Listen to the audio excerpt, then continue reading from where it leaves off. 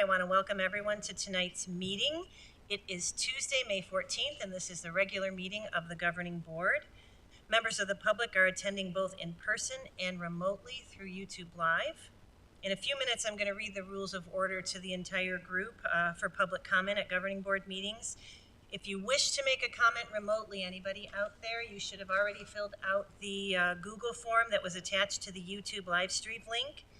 If you're attending in person, this purple form is what you need to fill out in order to be on the public comment slate.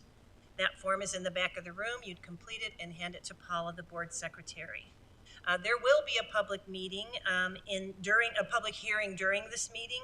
So if you wish to make a comment during that public hearing, you may sign up prior to the meeting, or you'll have another opportunity to do so when we open the hearing a little bit later. So for right now, I'm going to ask you all to stand with me and join me with the pledge. I pledge allegiance to the flag of the United States of America and to the republic for which it stands, one nation, under God, indivisible, with liberty and justice for all. Okay, here are the rules of order for public comment at Governing Board meetings. The Governing Board welcomes public comments at its meetings by providing 2 opportunities to the public to address the board. If your topic of interest is not on the agenda, your time to address the board is near the beginning of the meeting, or if the topic is on the agenda, you may choose to speak just prior to the discussion of that agenda topic. Again, in the event that there is a public hearing, and there will be one this evening, the opportunity to speak will be reopened. If you're joining remotely and wish to make public comment, you should have already submitted the Google form, as I mentioned earlier. For those attending in person, hand your purple form in to Paula, our board secretary. Speakers will be called on when it's their turn to address the board. For those attending remotely, you may choose to enable your camera. As a reminder to remote attendees who wish to speak, please unmute your microphone when called upon. Each speaker will have 2 minutes to address the board. The sound of a buzzer indicates the end of your 2 minutes. In the event of a large number of speakers, we may need to limit that time so that we can conduct the business on this agenda. By law, the board cannot discuss, consider, or vote on topics that are not on the agenda. This assures the community that they're aware of the topics that will be discussed this evening. If you wish to discuss a topic through written communication, board members' contact information can be found on the district's website. We appreciate the community's attendance and comments at this meeting, and thank you for coming. All right, from there, we are going to turn it over to Dr. Kamerzell for item 3.4, which is our outstanding achievements. Thank you. There are literally hundreds of names, student names, on tonight's memo for outstanding achievements. And I will not be naming all of those hundreds of students, but those names will be in tomorrow's publication, The Border, which is a summary of this meeting, and they will be noted. Their performance areas are the Northwest League Middle School Championships. We have champions in both track and field, volleyball, and baseball. Falcon 2023 yearbook was named among the best of the best in the country. Wow. Personal finance state competition. NCAA National Signing Day. We have 13 of our student athletes who will continue with their sport at the collegiate level. Arizona All-State Choir participation. Political advocacy, lobbying Congress regarding the reduction of food insecurity by expanding SNAP benefits. Advanced Theater Regional Competition. Junior Olympics qualifiers. Congressional Art Show winner.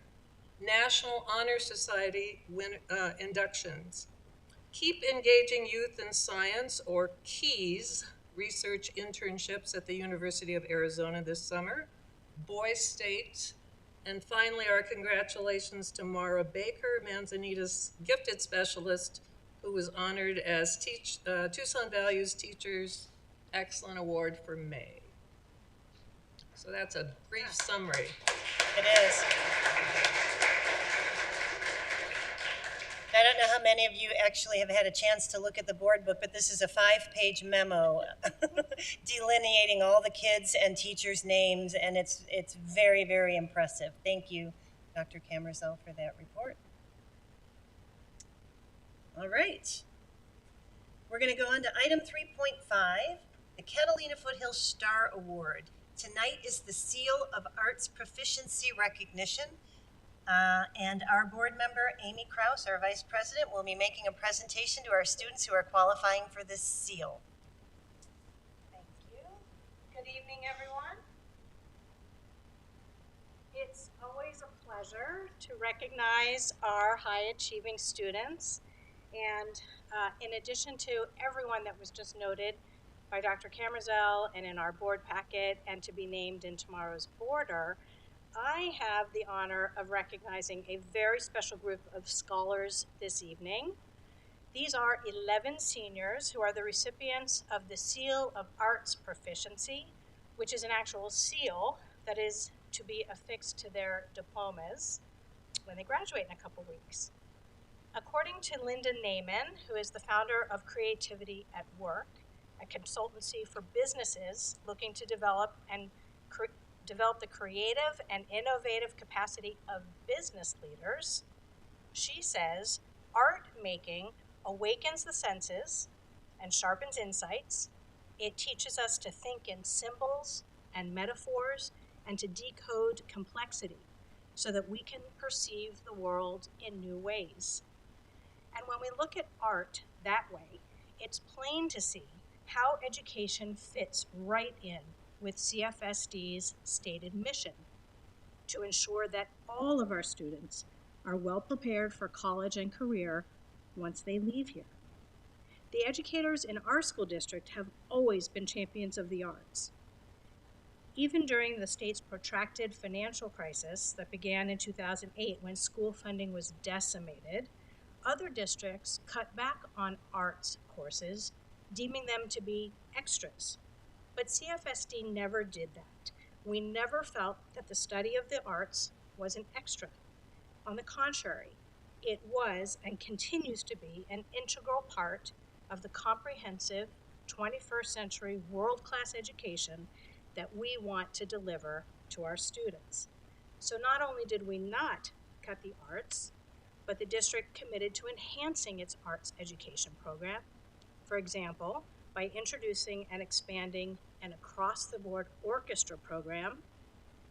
And I have to note here and thank each and every one of our constituents for their approval of our bond funds, which have gone to support the building of a new and incredibly impressive and beautiful orchestra building at our high school. And of course, you all are probably aware that we've also expanded our across-the-board guitar program as well.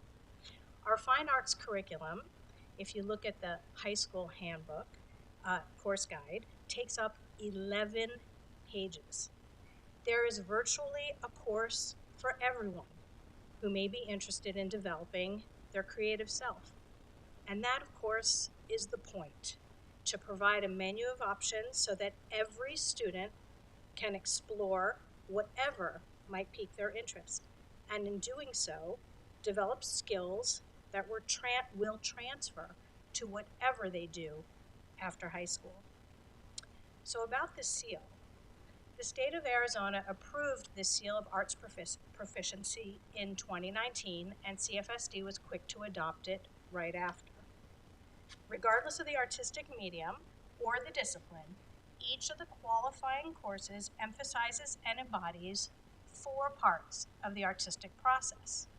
These are creating, performing, presenting, and producing, responding, and connecting. You'll see what this means when I tell you more about these amazing 11 students and what they did to earn their seals.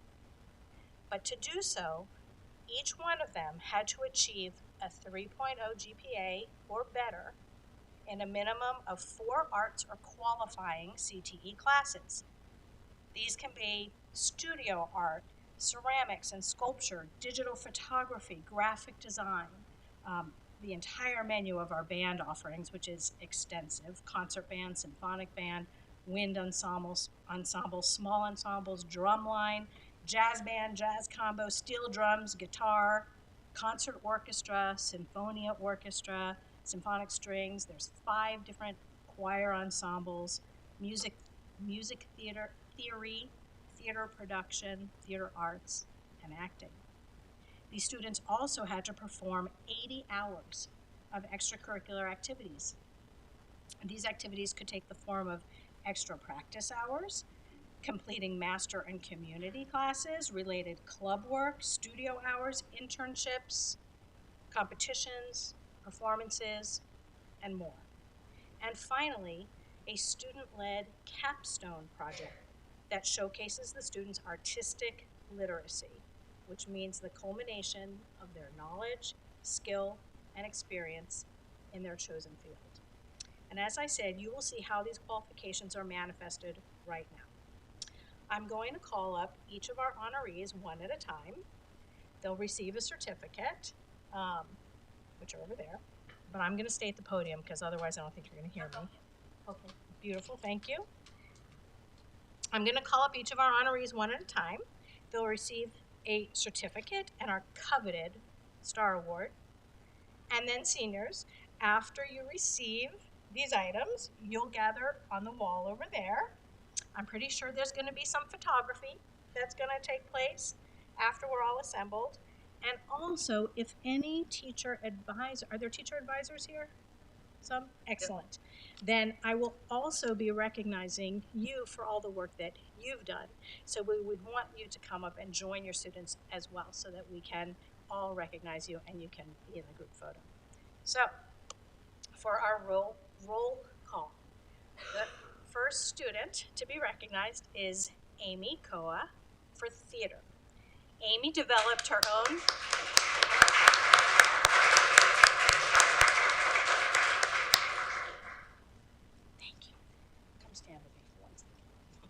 Amy developed her own original script, blending her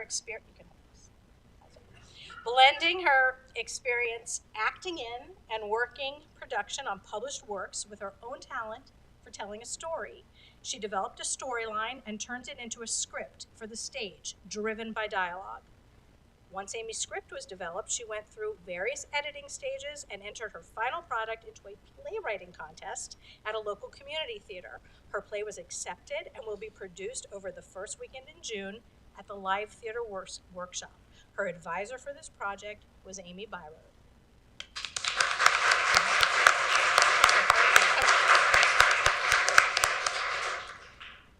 Sienna Davily-Bone for music.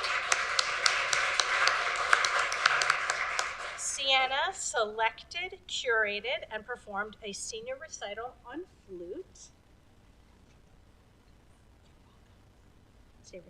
which is an instrument that she has played for 8 years. She arranged the venue through her private teacher, selected the repertoire, collaborated with other musicians, and she created the marketing and program for her recital. Sienna's mentor for the project was Renee Shane Boyd. Wonderful. Julie Ford for music.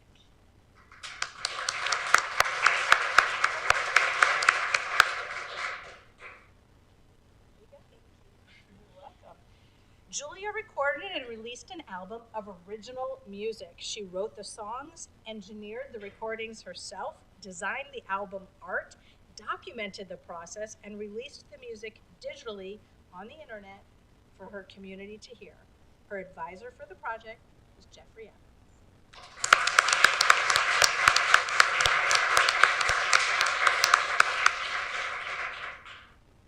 I should have asked, is Amy here? Amy Byron? Oh, there you go. And Renee? Right, okay. Jeffrey Evans? Okay. Nicole Hassan for music.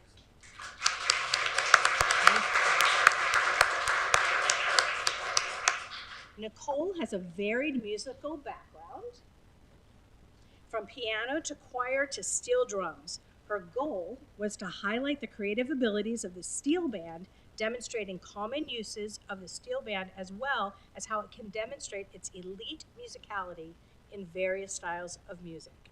Nicole's mentor is Dr. Tina Walton.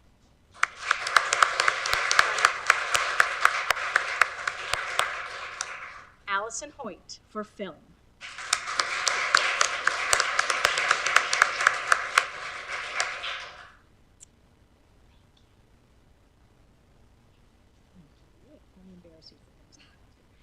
Allison used her extensive experience in filmmaking, theater, and design to produce a short film.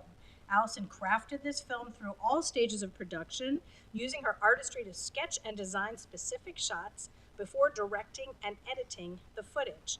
Allison's film is about a girl who must try and navigate through an unfortunate series of events and eventually make a decision in efforts to get out of a dangerous situation. Her advisor for this project was Jacob Robinson.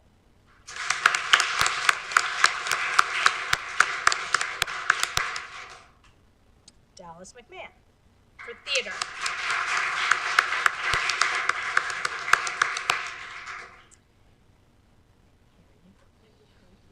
Dallas went the extra mile of assistant directing a show their junior year and applying to direct their own show their senior year. In this application process, the two of them had to research scripts, propose the scripts of their choosing, and create a directing concept. From there, they led their production team through the concept presentation, auditioned actors, cast the show, and led their peers through the production process. The lead rehearsals, production meetings, production and acting notes, collaborations, costume parade, tech work days, tech rehearsals, dress rehearsals, and the performances themselves, all done by Dallas. Her advisor for this project was Amy Byron. Thank you. Dale Nelson for theater.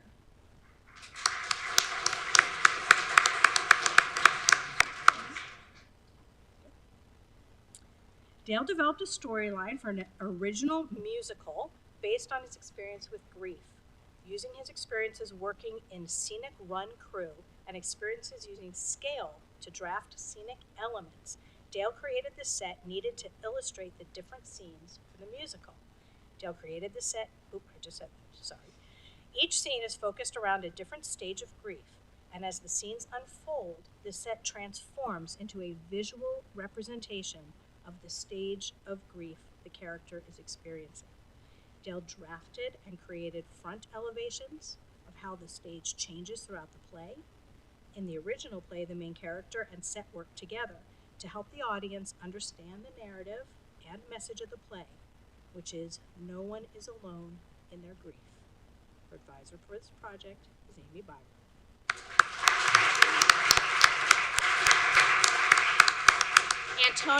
Antonio Padilla for music.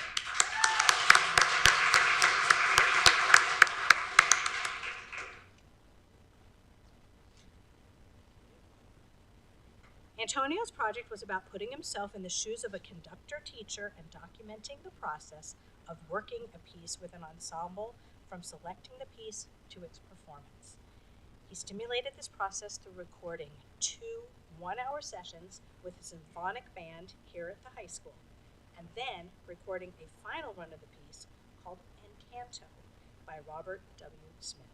Antonio's advisor for this project was Thomas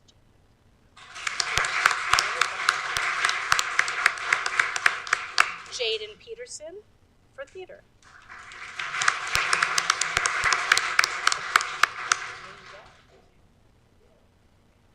Jaden went the extra mile of assistant directing the show their junior year and applying to directing their own work their senior year.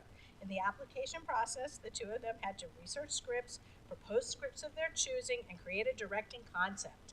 From there, they led their production team through the concept presentation, auditioned actors, cast the show, and led their peers through the production process. The lead rehearsals, production meetings, production and acting notes, collaborations, costume parade, tech work days, tech rehearsals, and dress rehearsals, and the performances themselves. Advisor for this project was Amy Byron.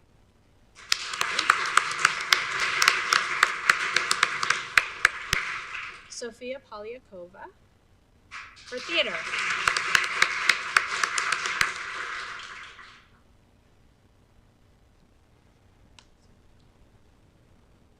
Sophia combined her storytelling talents with her experiences in graphic design, film, theater, and art to create an original animated short film.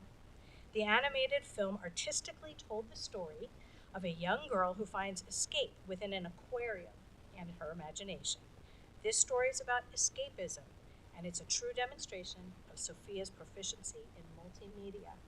Her advisor for this project was Amy Byer.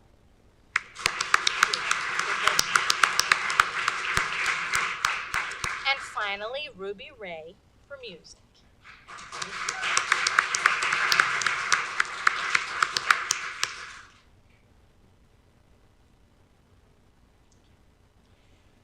Ruby did research on neurodegenerative memory disorders.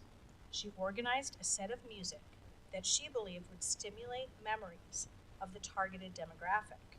After rehearsal preparation, she collaborated with a local memory care facility to perform the set of music with her small ensemble class. This project was in memory of her grandpa, who suffered from Parkinson's and was a drum major and music enthusiast. Karen Citino, activities director at Woodland Palms, was Ruby's mentor.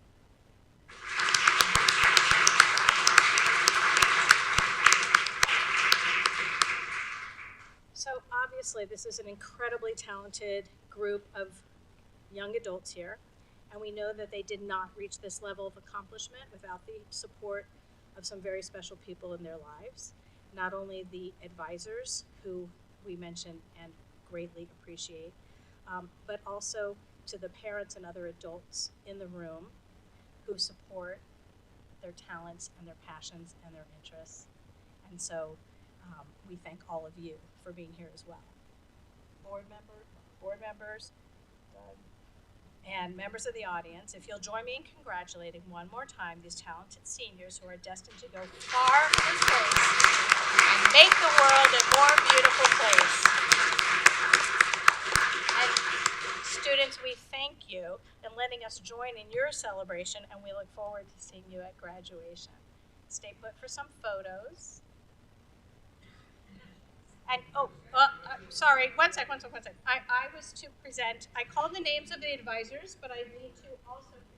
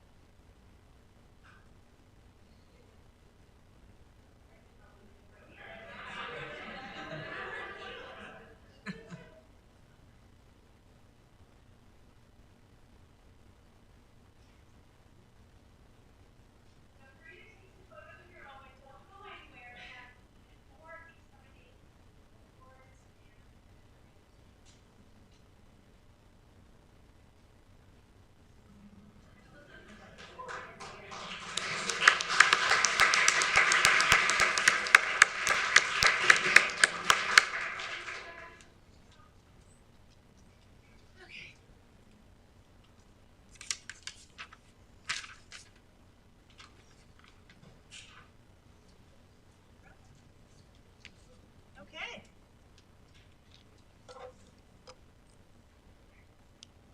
We'll just give folks a little bit of time to get where they're going.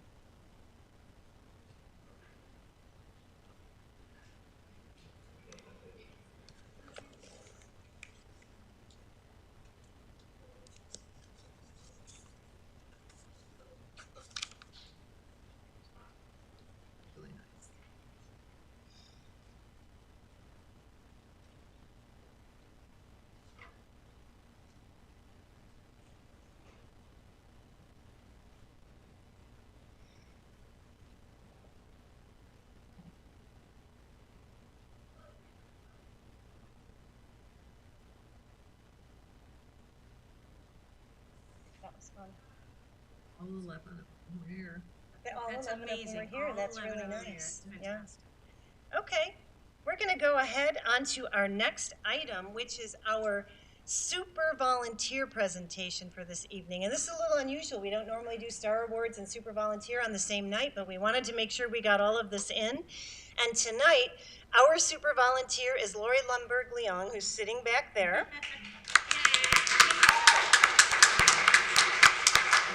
And I have the honor of presenting this award to her tonight. Lori was nominated by Principal Mary Setliff, who's in the back of the room, at Esperero Canyon Middle School for the work that she does at that school. But I will tell you, Lori's work there is just the tip of the iceberg. I started asking around about Lori, and the more people I talked to, the more I kept hearing the same descriptors. Amazing, bright, brilliant, a doer, generous, extremely generous with her time, talent, and treasure. Goes above and beyond. Lori's first volunteer gig in the district was as a kindergarten mom at Ventana Vista, where her daughter Evie enrolled. There was something about Lori that Allison Wexler and her co-FFO president immediately recognized, a super volunteer in the making. They took her out to lunch and hooked her in immediately, and she became Ventana Vista's liaison to the Foundation's Teacher of the Year committee, helping to sift through the myriad of applications for that prestigious award. In addition to that job, she ran other stuff, little things like book fairs, you know, that kind of stuff. Allison said whenever they needed help, Lori's was the first hand up. We often hear about people who don't know how to say no to a request. Lori is the person who doesn't want to say no. She chooses to say yes to the people and the causes that she cares about. And those people and those causes are many.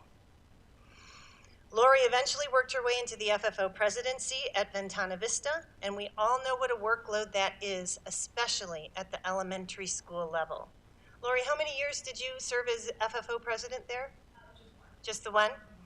But if that wasn't enough, because I've been an FFO president at the elementary school, and 1 year is enough, but you then moved on to Esperero Canyon.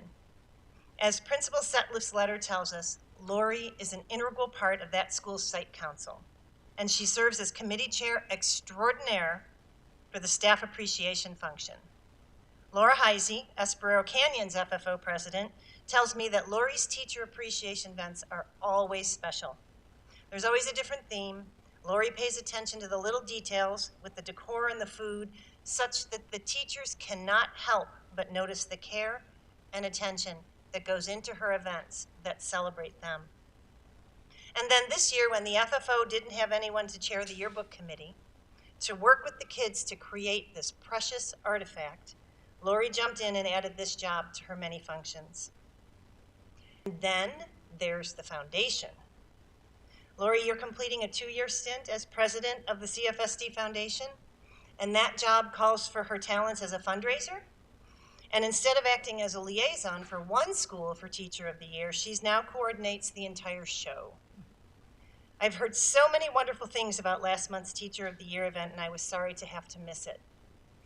Throw in event planning, chairing regular meetings, board development sessions, and recruiting for new volunteers to join the foundation, I'd venture to say that the foundation job is a pretty big volunteer job, to say the least. Now, I work with Lori on a monthly basis because I do the QuickBook entries for the foundation. So I'm constantly sending Lori emails with questions about this deposit, that debit, what was this check for, and what GL account do you want me to use? I have to believe that I've been fairly annoying. Lori's responses are always gracious, patient, and kind, which comports completely with everything that people I've talked to say about Lori. And then to top that all off, Lori's an experienced attorney. She's working to start up her legal practice again after taking time off to work for our district for free.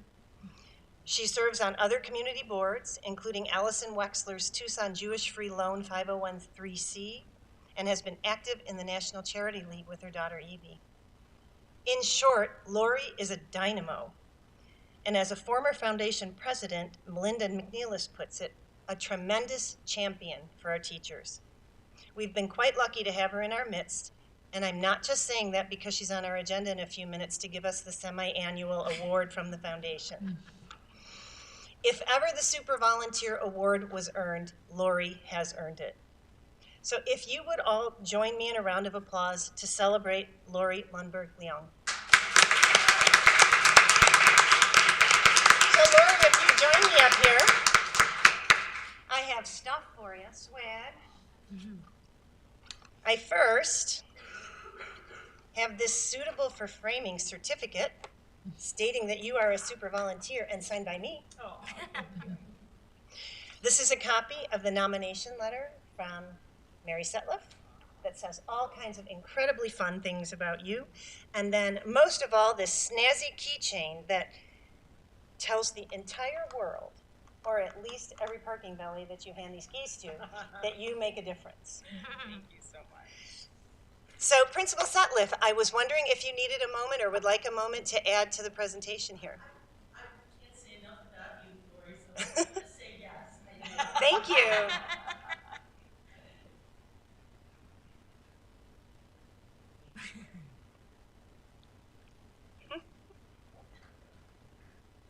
Well, you know, it's really funny because Lori is such an educated person.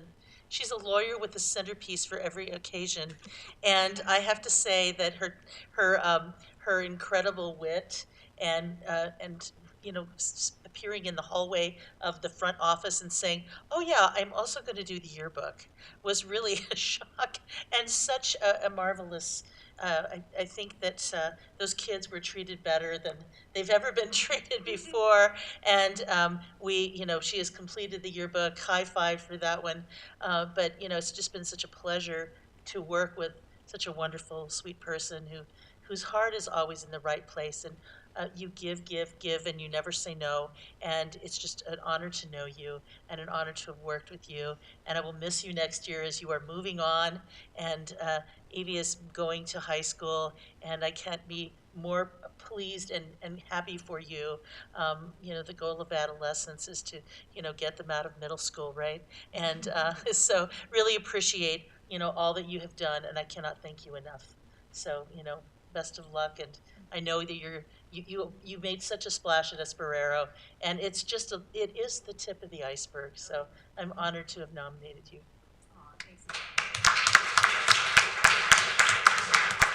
And so Lori, the podium's yours. If you want to say anything, you don't have to, but if you'd like to say something.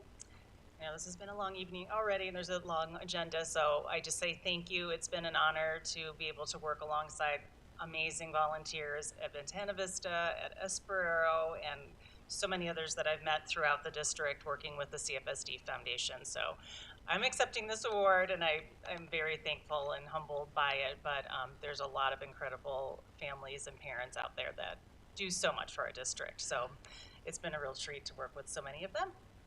Thank you. Thank you.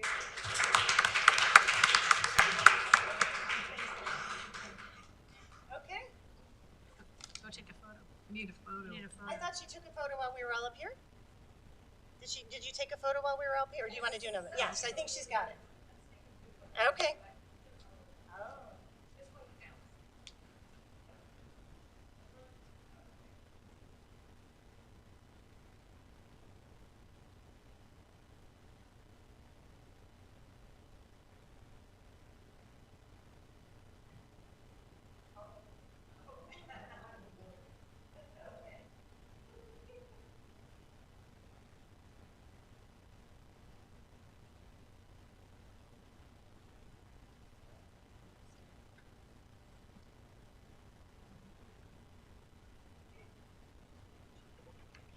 This. You know what the next item is, right? Pardon me? What the next item on the agenda? Yes, I do. I'm not going back up there. No.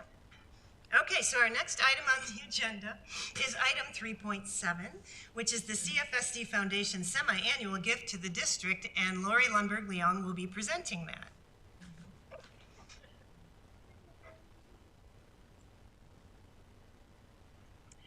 Hello again, board. Well, always a pleasure to be here on behalf of the foundation and to be able to present our semi-annual gift. We're completing our $120,000 gift to the district tonight with our second installment of $60,000.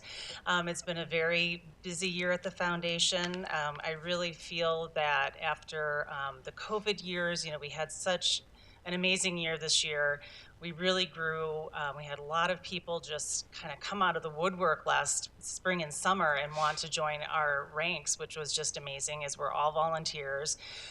We have a few people transitioning off after this year ends, but we've already had a substantial interest from families in the district, so I couldn't be more pleased to be passing off the baton to our next president and welcoming some new board members in with just a fabulous array of experiences and energy to come and continue the important work of the foundation. So so I'm really excited to present this very large check to Ms. Jackson and to the board for CFSD. I can go get it. I thought Mary used to go get that. I'll take it. Well, I know last time I think we gave it to Amy when you were president, right? So yeah, so I think it's, okay. yeah. So, I must have missed that. all right, here we are again. People are going to get sick of looking at us.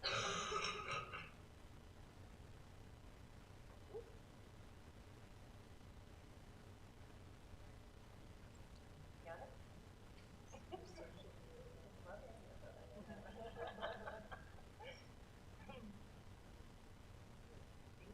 Lots to smile about, and I did diploma. Excellent. Yes. Keep this one. This one's reusable. So. That one goes back. You'll Thank see it you. again. Thank you all. May I add a word?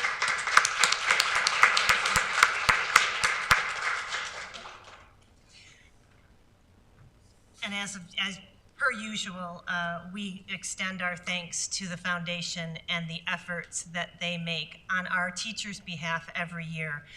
Without their fundraising efforts, our professional learning program for our teachers and our new teacher induction program wouldn't have the funding that it enjoys today to help our teachers orient into their positions and stay in their positions. It's a huge boon to our teacher retention program, and for that we thank the foundation and all of the people who work with Lori to develop their programs that collect $120,000 for us on an annual basis. It is greatly appreciated by our administration, by the board, and we thank you.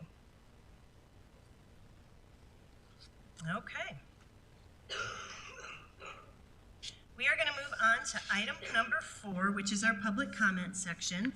And each person is going to have 2 minutes. I'm going to call you up as I have these in this order. And our first person this evening is going to be Michelle Thompson. She is a district parent. Good evening. I'm here to talk about the SAT. Over the past several years, Catfoot students, possibly many of your own, have taken the SAT at local high schools in town. Unfortunately, that is no longer a possibility. I'm not sure if the district is aware, but this spring, there were no SAT testing sites in all of Tucson for CFSD students. That is true of the March, May, and now the upcoming June test, the one exception being one testing site in Vail in March. 2 weeks ago, at least a dozen, if not more, Catfoot students were forced to travel to Nogales, Sierra Vista, and Phoenix to take the SAT. I personally loaded up 4 kids in my car to take down to Nogales. Luckily, we had the means to do that, although I suspect some district students do not. In a district that prides itself on academic achievement, and rightly so, I think having and also encouraging its students to apply to top 20 universities, the fact that our students have to go outside of Tucson and travel hours to take the SAT, I think is unacceptable. Many universities, of course, now have test optional policies, but there is now a trend to return to requiring testing. I think 5 universities in the last month have announced that. And of course, many colleges still require testing for scholarships. I know the district does give a mandated or state mandated ACT test in April to juniors. More students, though, actually prefer the SAT by statistics, not my opinion. And I know many students would like to also take the advantage of super scoring, which if you're not familiar with, I won't explain, but there's a benefit to taking the SAT multiple times to increase your score and try and gain admission to the top university. So, in short, I do think if we want to be the top high school, I personally think we are the top high school in Arizona. I think we should be offering that advantage to our students, and locally is important. I'll end in an event. I have more information because I've contacted all the school districts in Tucson, and I'm happy to explain why later. So thank you. Thank you.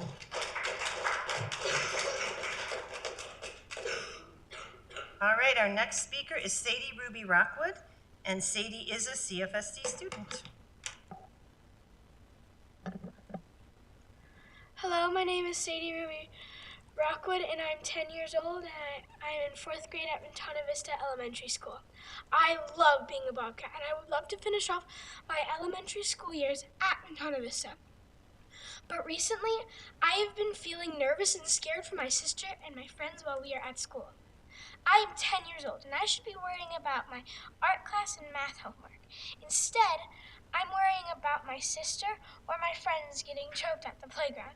The teachers at Ventana Vista are amazing. They just need more support for the kids that are acting out. I want the kids that go to Ventana Vista to enjoy coming to school every day and not fear what could happen to them at school. Therefore, I need you to help me keep the kids at Ventana Vista safe.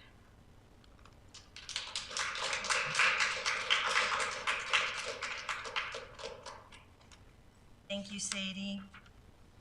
Our next speaker is Luke Haas, and he is a district parent. Evening. I'm also here to talk about Ventana Vista. My two daughters go there. You've heard from my wife and other concerned parents of Ventana Vista. McKinley, Pioneer, Ambler Avenue, Fay Galloway, Stockton Springs, Kelly, Sandy Hook, South Macon, William Velasquez, Townville, Rancho Tehama, Villa Heights, Forest Lake, Robb, and Pinion Hills. What do all these names have in common? These are all elementary schools that have had school shootings since Columbine. If you add Ventana Vista to that list, then what do you have in common? It's ignored warning signs. What is the definition of a school? It is an institution designed to provide a safe learning environment and educational opportunity for students. Do you know what the CSFD mission statement is? CFSD is a caring, collaborative learning community that ensures that each student achieves intellectual and personal excellence and is well prepared for college and career pathways. There's something ironic about a mission statement of a school district that includes caring while blatantly ignoring bullying. Do you know what the vision is of CFSD? Learning transfers to life beyond the CFSD experience, enabling each student to flourish as a responsible citizen in the global community. Disregarding policies and procedures against bullying is not contributing to the flourishment of these young students. And finally, two of the core values of CFSD are compassion and respect. Compassion in that we care about others, express kindness, concern, and empathy, and help others through action. Respect in that we appreciate the unique qualities of others, seek to understand perspectives, and display courtesy and consideration for all. Well, tonight I stand before you confused. Because while touting excellence, caring, compassion, and respect, I see nothing but inaction and ignorance. 404 schools since Columbine ignored their mission statements and vision statements that were very similar and paid for it in the most serious way. Please take action, do what a board is supposed to do, and avoid being a statistic. Thank you. Thank you, Mr. Haas. And our last speaker this evening, oops, I guess I need to check and make sure we don't have anybody on here. No, we're still empty there, is Melanie Powis. I hope I'm saying that last name correctly. Also a district parent. Hi, my name is Melanie Powis, and I'm also one of the concerned Ventana Vista parents who signed the Letter of Priorities petition. I am not here tonight to criticize or complain about any specific employees. I am here to share our experience and to politely ask you to follow up on our petition requests, which are a dedicated de-escalation room, behavior protocols, and hiring committee for future principals. As I understand it, Canyon View currently utilizes these mentioned procedures, and I feel that it's prudent to have consistency throughout all of the CFSD schools. Canyon View has specific behavior protocols that include incident reports and parental notification, which isn't consistently happening at Ventana Vista. Unfortunately, my daughter has experienced a couple of bullying incidents the last 2 years from the same child, which weren't handled appropriately, in my opinion. A few weeks ago, this child called my daughter the B word and told her that she wished she were dead. I reached out to her teacher and asked if this was something that the principal should address, as this kind of incident would have warranted a trip to the principal's office back in my day, and it would have resulted in a spanking. I'm not suggesting that we bring back the paddle, but issues like this shouldn't be swept under the rug. Bullying needs to be addressed immediately, and there should be consequences. I received no response about the other child seeing the principal. I then requested that both students visit the school counselor, which did take place, but I still don't know if the other child's parents were contacted, and I believe this should have occurred as well. In my opinion, our school is experiencing some dysfunction at the moment, which creates opportunity for all of us to grow together and work on this as a community to fix things. I'm very sad to hear that multiple families are moving to other schools due to all of our current issues at Ventana Vista. We are asking you to help and support our children, and now is the time for the board to assist in making this happen. I'm going to need you to wrap if you can. We have an amazing opportunity to truly shine as a district, so let's get it done. Thank you. Thank you, Melanie. I would also like to present to you a petition against bullying that circulated around the second graders at Ventana Vista. Got it? Thank you. Thank you.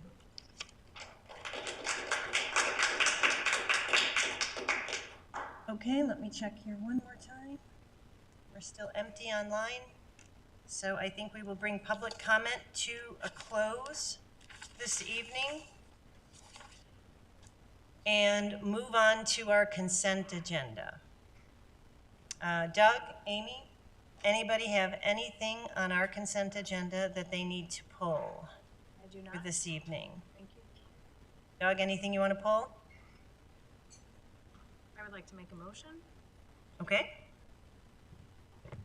I move that the governing board approve consent agenda items 5.1, the governing board April 30th, 2024 regular meeting minutes as presented. 5.2, the expense voucher memorandum as presented. 3.3, the field trip request memorandum as presented.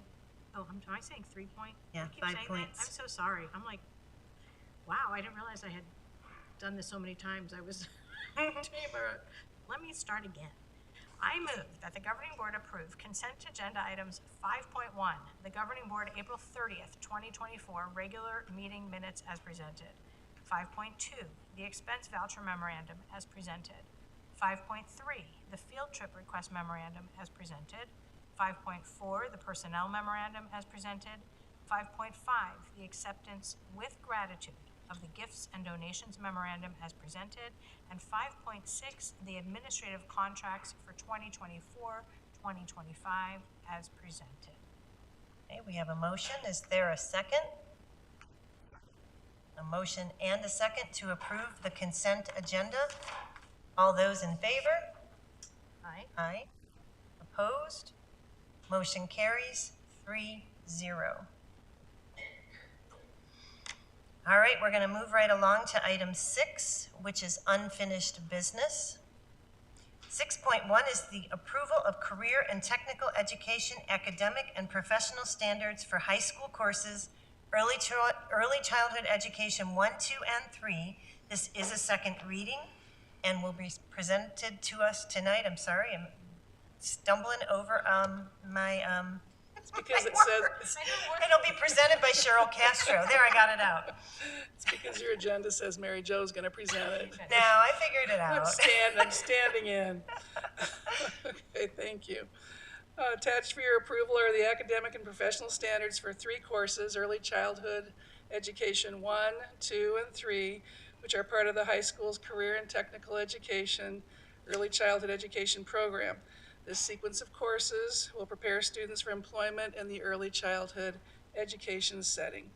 At the last board meeting, you asked about the lower than anticipated enrollment in Early Childhood Education 2.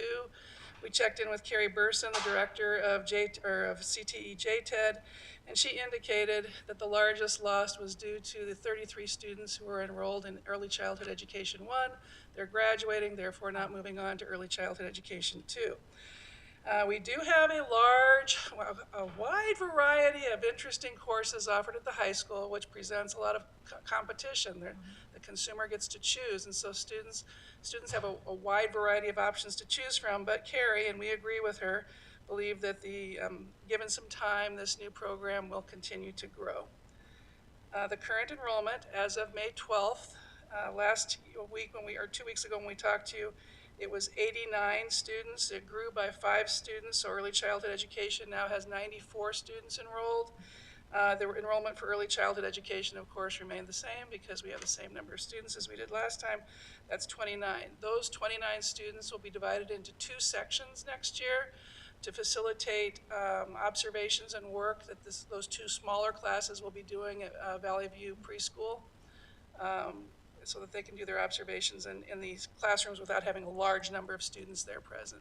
So it'll be a class of 14 and 15 that'll be coming and taking turns here at Valley View. No changes were made to the academic and professional standards since the first reading on April 30th. Just out of curiosity, how do they travel from the high school to Valley View? Well, they have a van. Okay. They're excited about it. I ran into this group of students coming out of Sunrise Drive last week, and Denise had to wait for me because I got caught up with them, and they were telling me all about their experiences in the classroom. They were very excited.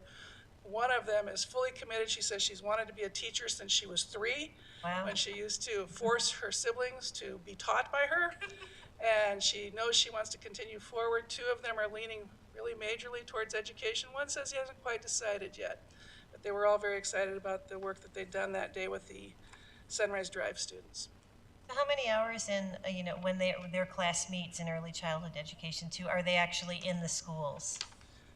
I don't know exactly how many hours. I know it's going to increase next year with the Early Childhood Education 2, Early Childhood Education 1. They just started doing some of those more observations this semester. But in ECE 2, there'll be more. I'm not sure how many hours it will be. Mm-hmm. And they're doing it both at the Early Learning Center and the elementary school level. Yes. But I assume they're in kindergarten and first grade yes, the early years. The early years. Mm-hmm. Early childhood education. Okay. Which is typically K-3, so they can go all the way. So they could go all the way up to 3. Mm-hmm. Okay. The 4 students that we saw that day worked in kindergarten and first grade that day. Oh, wow. So they're really getting exposure to that whole. And they were all smiling as they left. So They were all smiling. That's great. it's exciting. Yeah, it's hard not to be happy around kindergarten. Yeah. And again, no changes were made since our discussion of 2 weeks No ago. changes to any of the standards. Okay. Doug, any comment or questions that you might have? Okay. Amy? Oh, Doug, I'm good. All right. Well, then we would.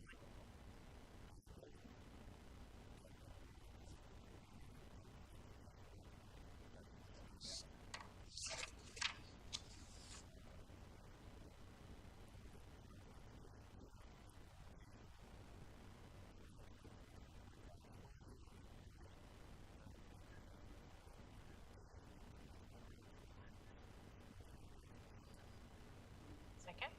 We have a motion and a second to approve the CTE professional standards for these high school courses, academic and professional standards for these high school courses in the early childhood education arena. All those in favor? Aye. Opposed? Motion will carry 3-0. And And Cheryl's going to just stand up there on the podium again because she's going to be item 6.2, which is the approval of academic standards for history and social science, high school perspectives on modern history and American law and justice for the 2024-2025 school year. This is a second reading and action item as well. The second reading for your approval for our new inquiry-driven 11th grade courses at the high school for school year 2024-2025, Perspectives on Modern History and American Law and Justice.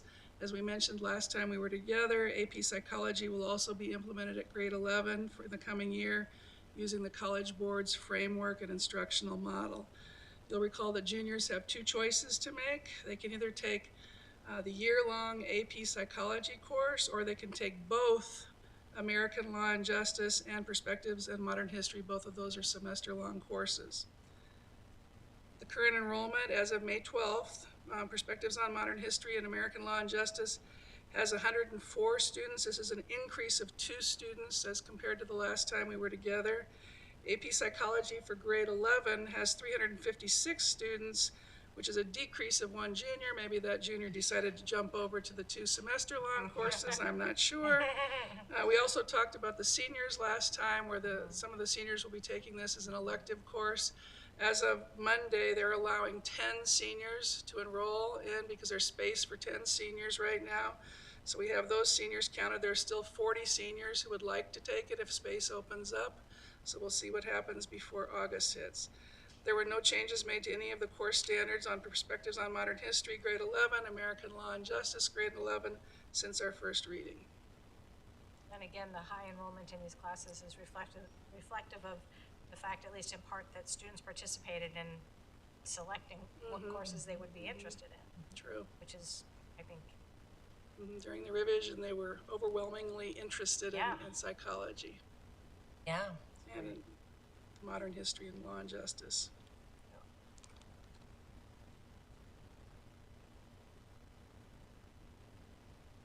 Keep looking at Doug over there. I know, I hate that.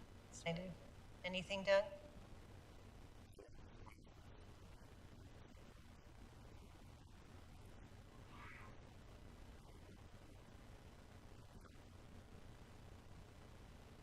Yes, and to get to this point, we understand the massive amount of work that goes into this with our teachers and curriculum committees. So we appreciate that. You know, the presentation, especially on the second reading, ends up being relatively quick. But we know the work that goes into this, and we do appreciate you and your committees that handle this work for us, because they do an excellent job. And to be able to offer these courses that our students are so clearly interested in is just a great thing. Well, they'll be working this summer. I just talked with a couple of the teachers today. They requested additional hours on top of what we'd already planned, so we'll be meeting again this summer to wrap things up. Good. We'll look forward to hearing how it's going. Okay. Great. May I? Sure. I move the governing board approve the academic standards for history and social science, high school perspectives on modern history, and American law and justice for implementation in the 2024-2025 school year as presented. It's a separate motion. Or did I mess it up? No, there's just one motion. Oh, just that one motion. Okay. One motion. So we do have the motion, and we do have a second for the approval of the academic standards for history and social science for these courses. All those in favor? Opposed? Motion carries 3-0. Thank you. Thank you. Thank you, Cheryl. All right, we're going to move on to some new business for this evening. Item 7.1, which will be the public hearing of the fiscal year 2024 budget revision number 2. Let me get there. So this will be the time and the place on our agenda to receive public input regarding the fiscal year 2024 budget. If there are any comments from anyone in attendance at this public hearing wishing to address the governing board regarding the fiscal year 2024 budget, this is the time to do so. A copy of the fiscal year 2024 budget is included with this agenda in the public view. Is there anyone here to comment on the 2024 budget or budget revision? Okay. Hearing from no one, I'm going to go ahead and close the public hearing on the fiscal year 2024 budget revision number 2. And then we will just seamlessly move into 7.2, which is the approval of the fiscal year 2024 budget revision number 2. This is an action item, and Lisa Tatel, our Director of Finance, will present.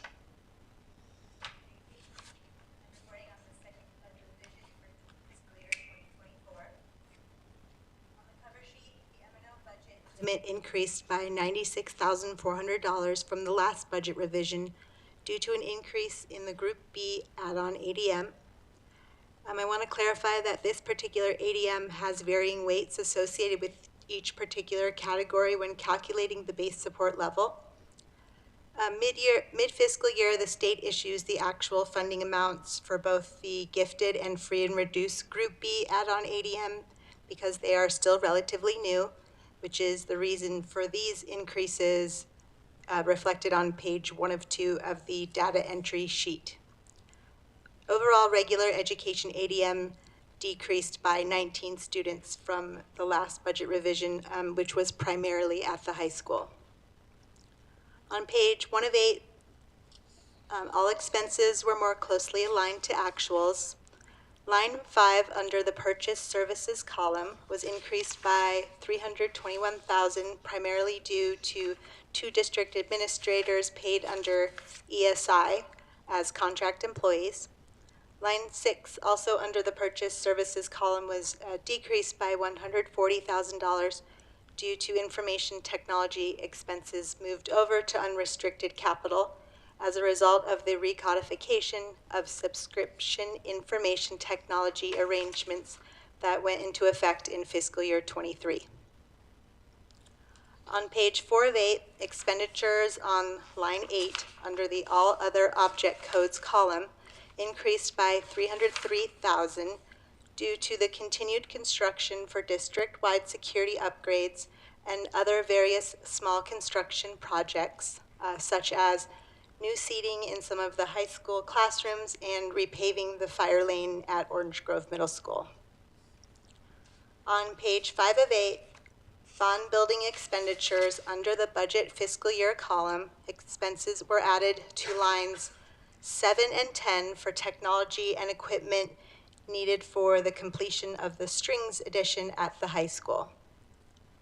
On page 6 of 8, under the Other Funds section, line 7, community schools, increased by $700,000.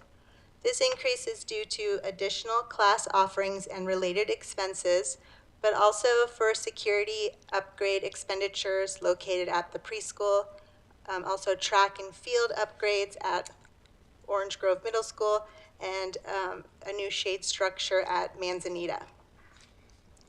Line 23, career technical education, increased by $225,000 to purchase a new CTE vehicle and new technology such as an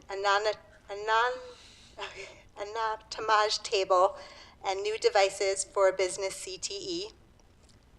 And then line 30, building renewal grant funding increased by $450,000 to account for additional school facilities division funding for weatherization and other related funding projects. Do you have any questions? You don't have questions? I do have just a couple. Just let me sift through my notes here if you give me a moment. How are you doing, Doug? Do you have questions off the top of your head? You're good? Okay.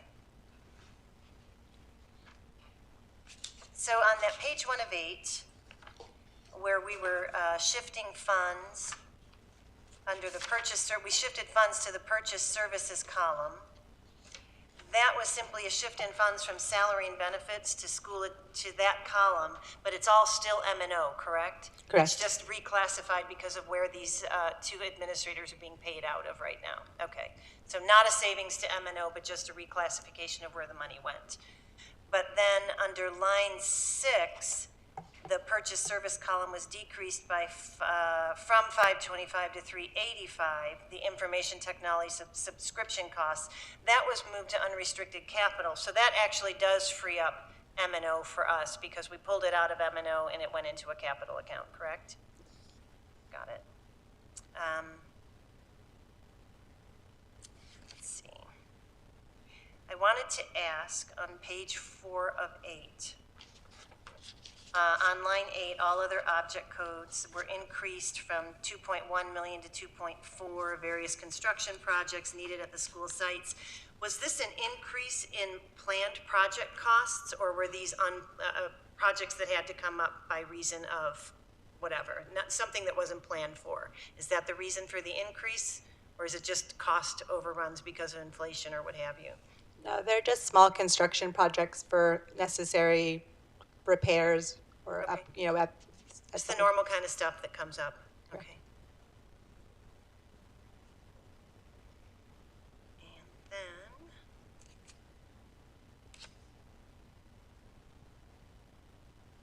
sorry, bear with me for just a second. Take your time.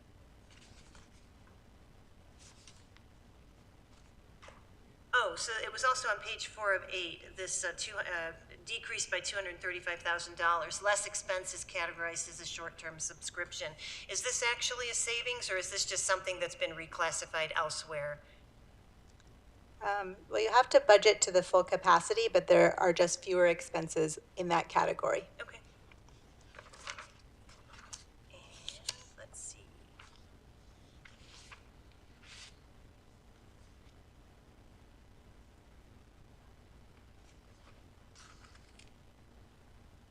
And the last thing I just wanted to mention on line 30, the $625,000 under the budget fiscal year column to account for 2024 projected costs for building weatherization. The stuff that's funded by the Arizona School Facilities Oversight Board. These are the grants that we apply for from the School Facilities Board.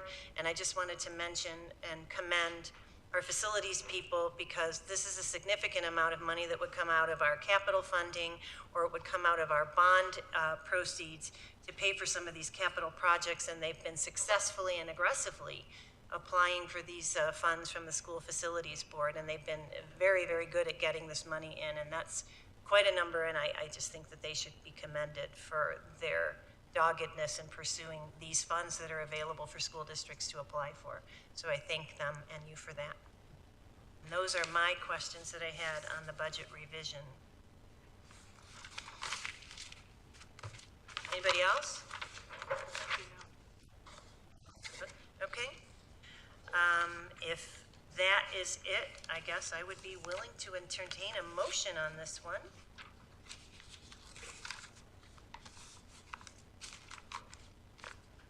Got it, Doug? You want? There you go. Right there. I move that the governing board approve the fiscal year 2024 expenditure budget revision number 2 as presented. For a second?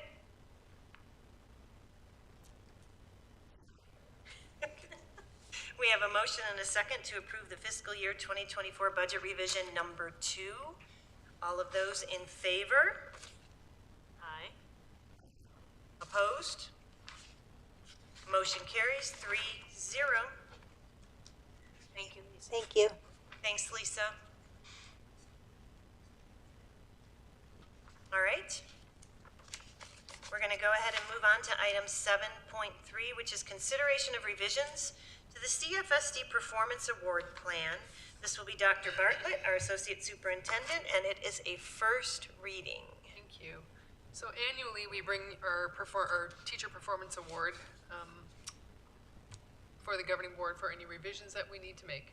And there is only really one change that we're making that's substantive to the plan, and that is on page 205 of the board packet.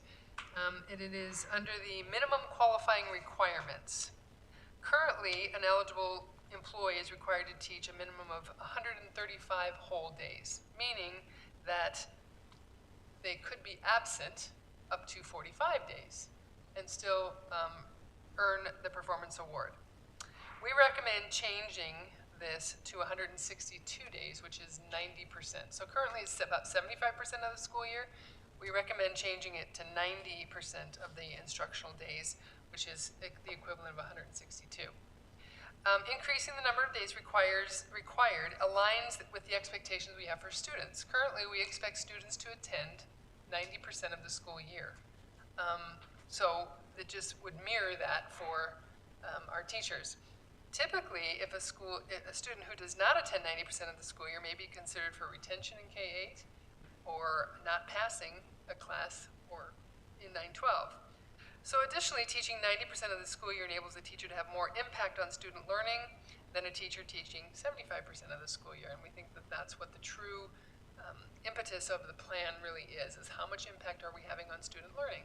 So we want to reward that with the more impact that they have, then they earn the award. So it is intended to reward a teacher's contribution to student learning and achievement, and we want to increase that, that percentage. The other change, of course, is just the amount that's going to, of the funding that we were going to receive for the pay for performance.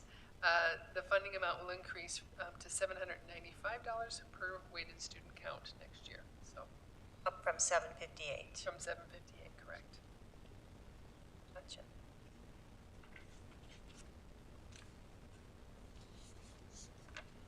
Well, this is something that we look at every single year. I think this is a good change. This is a change, yes.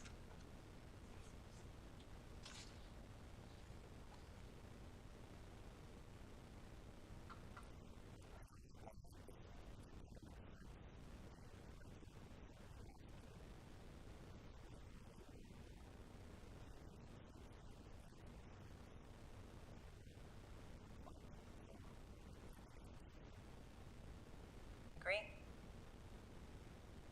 Correct, and that's why we chose the 90% and the number of days, because it does align with our student expectations. It does, and I think one thing that we know and we've seen over and over again is students perform better when they have consistency of the teacher that's in her classroom. And ultimately, if our,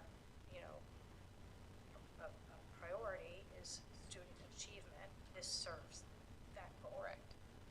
So, and as Doug said, because it is consistent with the expectation that we have for teachers, for students, hopefully teachers won't feel that this is punitive. It's not meant to be punitive. It's meant to be, like you said, Doug, common sense, also consistency and expectations, and so very much tied to, it's a performance award and it's tied to performance. So I do think it makes sense, and I'm happy to see it.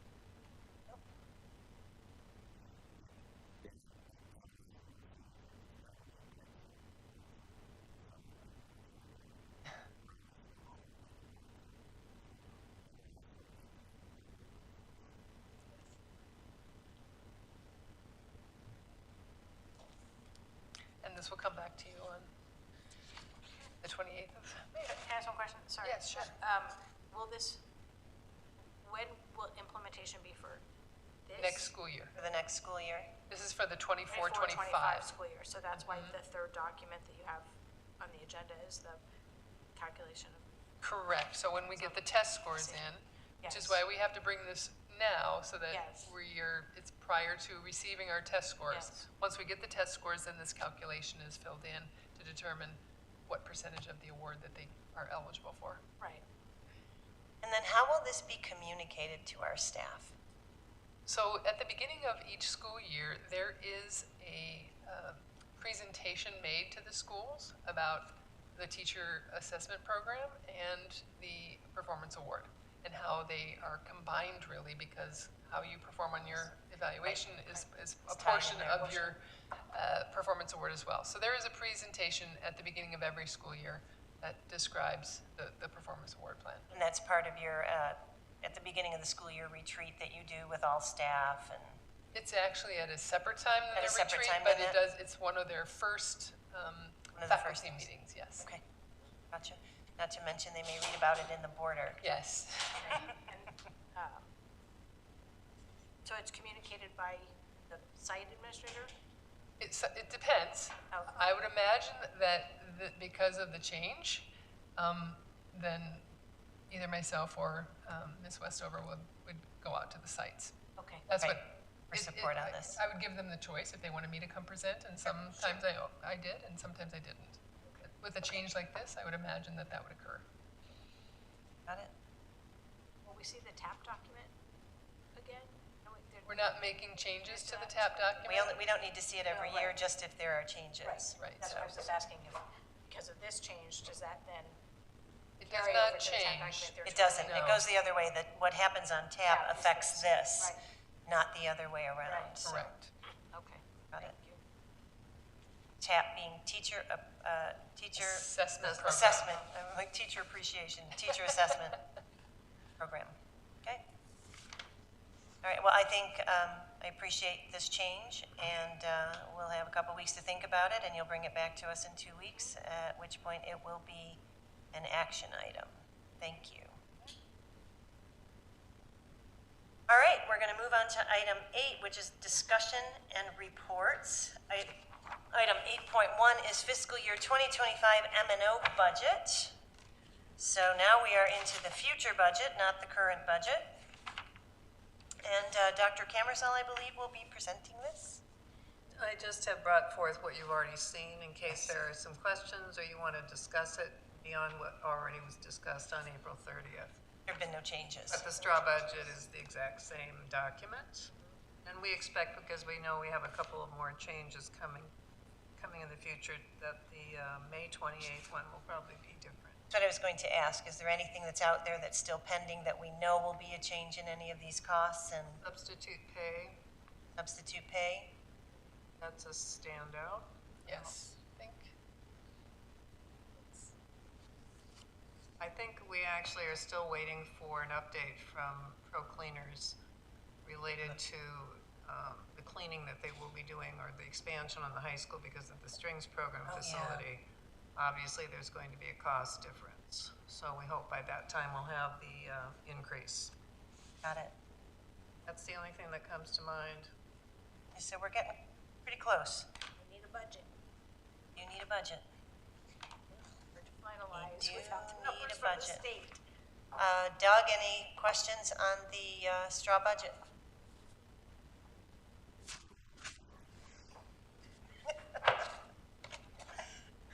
Anything else? Amy? Thank you. And Correct. yes, we do hope there are no surprises from the states. Right. Since we have no idea how that budget, We haven't built in any revenue projections other than the 2% and the ADM, the changes in the ADM, right? correct, They can't really surprise us because we've already been through the fight over the 2%. correct. And they know that they are legally required to do the 2%. If we have surprises, it can only be on the upside. Well, that's not true. They could reduce the per pupil spending.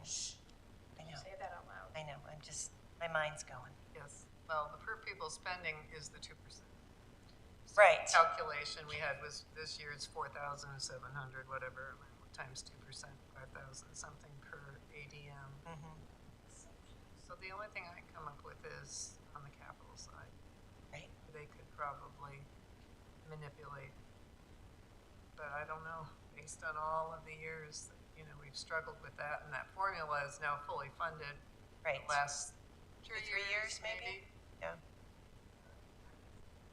Desperate they are for, They have to plug that hole. They have to plug the very large hole that is part of our budget structure right now. So it will be interesting to see, to say the least.